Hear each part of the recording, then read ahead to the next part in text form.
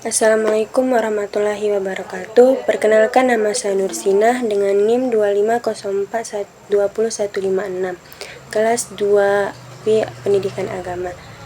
Di sini saya akan mempresentasikan tentang FOMO, flexing, dan gaya hidup hedonistik di media sosial dengan tema zuhud, qanaah, dan tawadu. Untuk memahami kasus FOMO, flexing, dan gaya hidup hedonistik di media sosial, kita lihat dulu latar belakangnya. Media sosial seperti Instagram dan TikTok mengaruhi pola hidup mahasiswa, terutama dalam memandang kesuksesan dan kebahagiaan. Fenomena FOMO dan flexing mendorong gaya hidup hedonistik dan konsumtif, sehingga banyak mahasiswa sering membandingkan diri dan merasa tidak puas. Dalam hal ini, termasuk masalah spiritual. Karena itu, diperlakukan nilai zuhud, qanaah, dan tawadu agar hidup lebih seimbang dan baik dan bijak dalam menggunakan media sosial. Saya mau cerita tentang satu kasus, yaitu mahasiswa semester 4 yang bernama Rizky Maulana. Rizky Maulana, mahasiswa semester 4, mengalami FOMO setelah sering melihat gaya hidup mewah teman-temannya di media sosial. Ia mulai merasa tidak cukup, membandingkan diri, dan memaksakan gaya hidup di luar kemampuannya dengan menggunakan paylater serta meminjam uang hingga berutang 3,5 juta. Akibatnya, ia mengalami penurunan akademis, meninggalkan sholat, serta mengalami stres dan tekanan psikologis.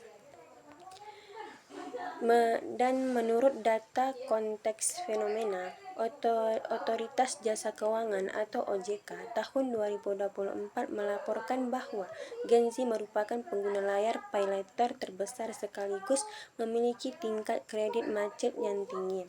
Selain itu, riset Universitas Indonesia tahun 2025 menunjukkan bahwa 78% mahasiswa mereka merasa tertekan dari media sosial memengaruhi gaya hidup mereka. Kementerian Kesehatan RI juga mencatat bahwa 1 dari 3 mahasiswa mengalami gejala kecemasan sosial dalam berkaitan dengan perbandingan sosial di platform digital. Titik konteks etis ada 4, yaitu ria. Yang pertama itu adalah ria atau pamer, dan sum'ah, yaitu cari perhatian. Dan yang kedua adalah israf, pemborosan yang dilarang Islam. Dan yang ketiga ada hasad atau iri dengki terhadap gaya hidup orang lain. Dan yang terakhir adalah hutang tidak terkendali, melanggar prinsip muamalah. Dan selanjutnya ada nilai Islam yang relevan, yaitu yang pertama qanaah, yaitu puas dengan pemberian Allah. Dan yang kedua zuhud, yaitu tidak diperbudak oleh dunia. Dan yang ketiga ada tawadu, rendah hati dan tidak pamer. Dan yang terakhir ada syukur, yaitu mensyukuri apa yang dimiliki. Dan selanjutnya, sekarang kita masuk landasan Al-Quran dan hadis, yang artinya, dan janganlah kamu menghambur-hamburkan hartamu secara boros. Sesungguhnya pemborosan itu adalah saudara-saudara setan. Quran Surah Al-Isra ayat 26-27. Kemudian dalam hadis Bukhari dan Muslim, yaitu kekayaan sejati bukan dari banyaknya harta benda, melainkan kekayaan jiwa atau qanaah. Dan sekarang kita masuk dengan pembahasan dari kasus fenomena FOMO tersebut. Yang pertama adalah FOMO sebagai penyakit spiritual dalam Islam. FOMO dan perasaan tidak cukup dalam Islam termasuk penyakit hati karena menunjukkan kurangnya qanaah dan syukur. Kondisi ini ditandai dengan sering membandingkan diri, tidak puas, dan bergantung pada penilaian orang lain. Islam mengobatinya dengan menumbuhkan qanaah, memperbanyak syukur, memperkuat ibadah, sholat, dan zikir, serta mengurangi paparan media sosial agar hati lebih tenang dan tidak mudah terpengaruh oleh kehidupan orang lain. Dan yang kedua ada menikmati rezeki vs israf dalam Islam.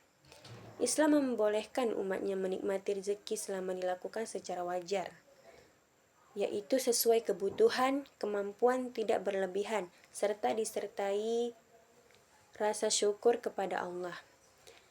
Menikmati rezeki juga tidak boleh melalaikan kewajiban seperti ibadah dan tanggung jawab. Sebaliknya, israf atau dikata lain boros adalah penggunaan harta secara berlebihan, didorong oleh gengsi atau keinginan pamer, serta melampaui batas kemampuan hingga merugikan diri sendiri.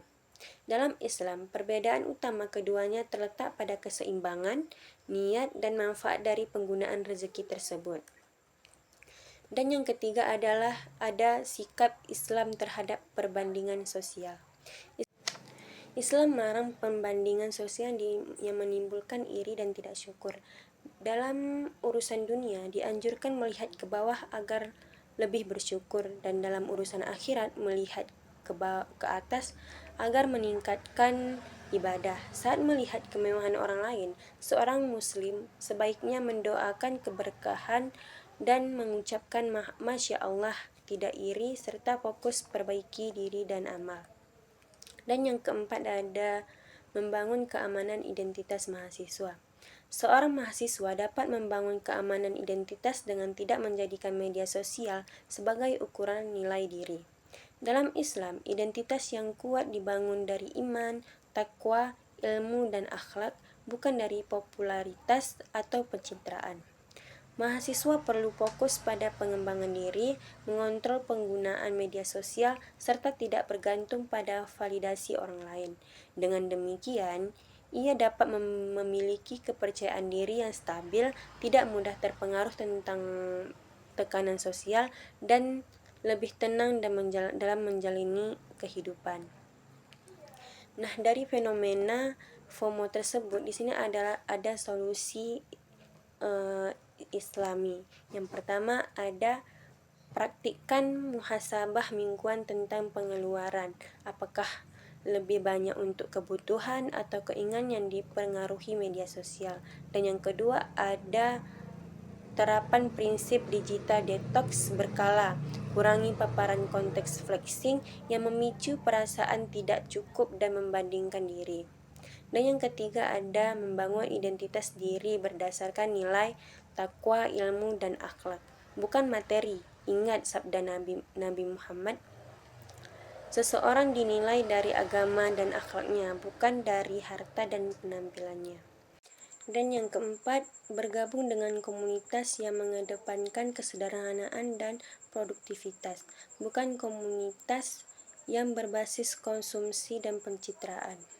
Dan yang kelima, pelajari literasi keuangan Islam, pisahkan kebutuhan dari keinginan, dan hindari utang konsumtif yang memberatkan. Nah, kesimpulannya, fenomena FOMO, flexing, dan gaya hidup hedonistik di media sosial menunjukkan adanya tantangan spiritual di kalangan mahasiswa, terutama terkait kurangnya qanaah dan syukur. Islam memberikan solusi melalui nilai zuhud, qanaah, dan tawadu yang menuntun manusia untuk hidup lebih seimbang, tidak berlebihan dalam dunia, serta tidak mudah terpengaruh perbandingan sosial. Dengan menerapkan nilai-nilai tersebut, mahasiswa dapat membangun identitas yang kuat, bijak dalam menggunakan media sosial, serta mencapai ketenangan hidup secara spiritual dan psikologis. Sekian dari saya, mohon maaf atas kekurangan. Terima kasih. Assalamualaikum warahmatullahi wabarakatuh.